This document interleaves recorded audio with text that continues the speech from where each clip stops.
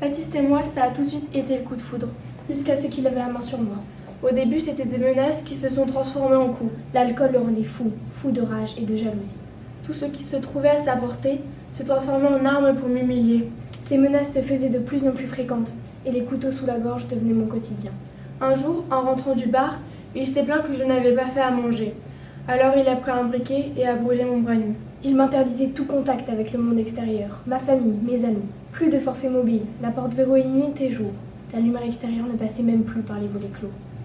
Un soir, je n'arrivais pas à dormir. Mes ecchymoses me brûlaient le visage. Baptiste avait particulièrement bu ce soir-là, et il était étendu sur le canapé, ivre-mort. Puis, j'ai entendu des pas sur le parquet et du bruit dans la cuisine. Quelqu'un fouillait dans les tiroirs. Je me suis levée.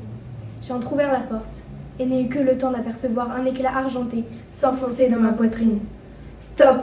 Ne fermons pas les yeux. En 2019, il y a eu 149 féminicides en France. Shaya est pakistanaise. Elle a 19 ans et elle est mariée à un homme de 47 ans. Elle se lasse de son mari qui la maltraite et abuse de son corps sous prétexte de satisfaire le devoir conjugal. Lors d'une de ses rares sorties, Shaya rencontre un jeune homme du nom de Saïd dont elle tombe amoureuse. C'est ici que débute une relation fusionnelle que les amants mènent en secret. Son mari se questionne. Que me cache-t-elle? Un homme? A-t-elle une preuve dans ses affaires? Peut-être dans son portable. Quoi? Qu'est-ce que c'est que ce message? Qui est ce Saïd? Ma femme me trompe! Fou de rage, il s'empare d'une ceinture et lui lacère le dos en l'insultant. Le lendemain matin, Shaya se réveille, son dos la fait atrocement souffrir. Son mari est parti travailler. Soudain, on frappe à la porte. Shaya n'a pas le temps de se lever qu'un policier enfonce la porte et abat sur sa tempe une matraque. Lorsque Shaya se réveille, elle a les bras et les jambes engourdis. Il l'a enterrée jusqu'aux épaules. Une foule se presse autour d'elle. Un premier bloc de pierre vient s'abattre sur son crâne. Un sinistre craquement se fait entendre.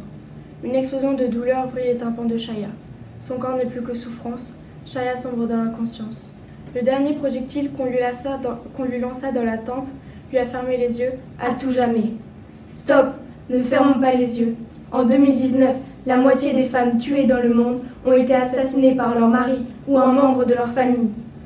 Doit-on accepter l'augmentation des féminicides en France et dans le monde? Pourquoi nous ne réagissons pas devant ces chiffres alarmants annoncés dans les médias?